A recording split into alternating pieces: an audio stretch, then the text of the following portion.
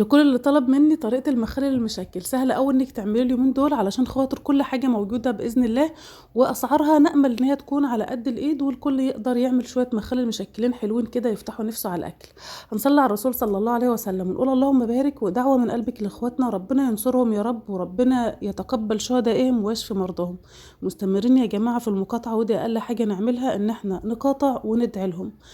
تعالوا بقى بينا كده ندخل على الحلقة على طول، واهم حاجة ما تنسيش بقى تقولي رأيك تحت في الكومنتات وايه رأيك في الوصفات اللي دايما بنقدمها.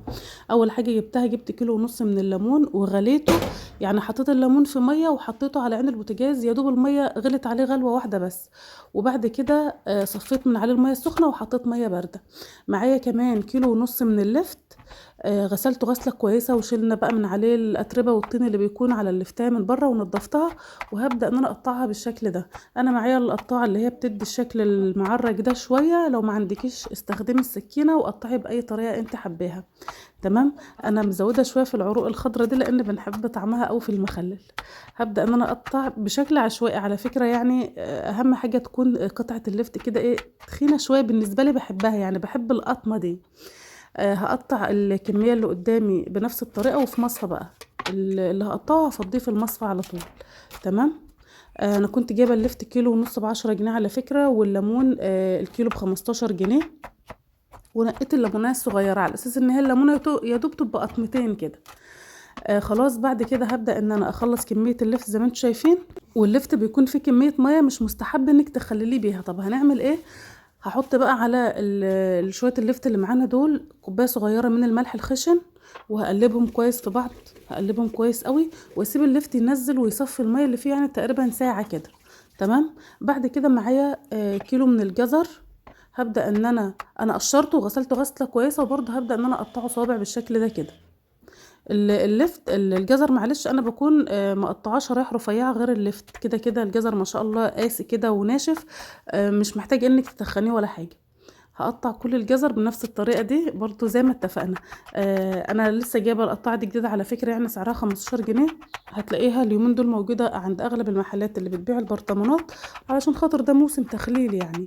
فلو ما عندكيش عادي استخدمي السكينه، مفيش اي مشكله خالص. كمان تقدري تجيبي قرنبيطايه صغيره وتقطعيها تقطيع صغير وتقلبيها مع الخلطه اللي احنا هنعملها دي. جبت بقى طبق واسع، هضيف فيه الزيتون اللي احنا خليناه مع بعض، طبعا الزيتون استوى وزي الفل، احنا اصلا كده كده بناكل منه يعني. وهضيفه ايه الجزر، وكمان هضيف الليمون. الليمون يا جماعه زي ما قلت لكم هي غلوه واحده بس، المخلل اللي احنا هنعمله ده مخلل سريع يعني اسبوع 10 ايام بالكتير قوي تاكلي منه بألف هنا. بالنسبه للشطه معايا يعني تقريبا كيلو، كيلو وربع. هبدا ان انا اعمل فتحه صغيره بس في قرن الشطه كده واحطها على قلب الخلطه اللي معانا. وادي كمان برطمان الزيتون اللي كنا لسه اصلا ما فتحناش عليه، ما شاء الله الزيتون يا جماعه تحفه، بصوا شايفين اللون عامل ازاي؟ ده الزيتون العزيزي. كان في برضو كده كام حبايه من الشطه حاجه كده عظمه، حطيتهم في قلب الخلطه. وبالنسبه للفت بقى اخدته غسلته غسله كويسه تحت الحنفيه، ويعني شلنا منه الميه اللي صفاها. بصوا بقى الزيتون عامل ازاي. بصراحه انا سالت الولاد الاول اسيب لكم الزيتون لوحده ولا اقلب على الخلطه، قالوا لي قلبي على الخلطه، فقلت بقى ايه يعني نعمل كل الكميه بنفس الطريقه. هنقلب الخلطة دي مع بعض كويس جدا. بصوا بقى خلطة ممتازة جدا، عندك جزر عندك لفت عندك شطة عندك ليمون. تقدري تجيبي الكرنبيط زي ما قلت لك وتحطيه برضو وتقطعيه قطع صغيرة. معايا بقى برطمان كبير، هبدأ ان انا اخد كمية حلوة قوي في البرطمان. بصوا بقى شكل المخلل بصراحة يفتح النفس. اغلب المخلل اللي معانا النهاردة زيتون لان احنا معانا الكمية المتخللة يعني. فهنفضي بقى بالشكل ده. هنملى البرطمان ده وفيه كمان كام برطمان صغير هنملاهم. المية بقى اللي نزلت في المخلل دي مية الزيتون، طبعا ما نستغناش عنها نهائي، لانها فيها عصير ليمون وفيها كده يعني محلول حلو قوي هيساعد المخلل اللي معانا ان هو يستوي بشكل جميل وكمان طعم ألذ يعني.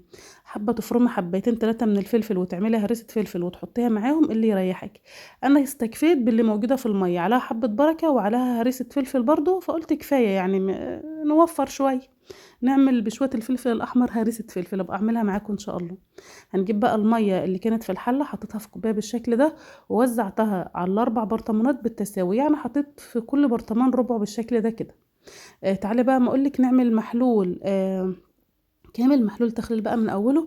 حطيت هنا في الدورق دوت أو الكوباية الكبيرة دي لتر ونص من المية، كوباية خل، كل لتر من المية هياخد معانا، لو هتستخدمي الملح الناعم حطي 4 معالق ملح كبار، لو هتستخدمي الملح الخشن زي ما انا استخدمت هتحطي 5 معالق ملح كبار. انا حطيت هنا 7 معالق ونص، وهقلب كويس طبعا لاني حاطه لتر ونص من الميه، وهقلب كويس، وكمان هتحطي نص معلقه من السكر، وهتملي بقى البرطمانات على الاخر بالمحلول ده. تمام. لو انت حابه تستخدمي بقى مخلل مشكل من غير زيتون، او ما عندكيش محلول، استخدمي بقى محلول زي كده بس. خلاص انا مليت البرطمانات كلها بالشكل ده. مهم جدا بقى، يعني انا هحط على الوش كده شويه زيت، برضو زيادة امان علشان خاطر ما فيش هوا ولا اي حاجه تدخل تبوظ لي المخلل. هحط كيس، وهحط الغطا كويس جدا، بس هنضف بقى البرطمانات مكان ايديا، مكان يعني المحلول اللي انا استخدمته فعل شويه زيت، يعني انضف البرطمان الاول قبل ما نقفل عليه. كيستين بقى كده، واحكم الغطا على البرطمان، واظبط الدنيا بالشكل ده. بصوا بقى شكل البرطمانات كده حاجة تحفة. بألف هنا وشفا، نكون عملنا شوية مخلل مشكل حلو قوي. وبالنسبة للزيتون اللي ما كانش راضي يتاكل عندنا، عملنا له خلطة كويسة هتطعمه. كل حاجة بتاخد من طعم التانية، فبالتالي المخلل بيكون أحسن كتير. زي ما قلت لك، أسبوع 10 أيام بالكتير هنفتح عليه مع بعض إن شاء الله وناكل منه. وبألف هنا وشفا اللي هيجرب الزيتون بنفس الطريقة. مستنية رأيكم تحت في الكومنتات، ومع السلامة.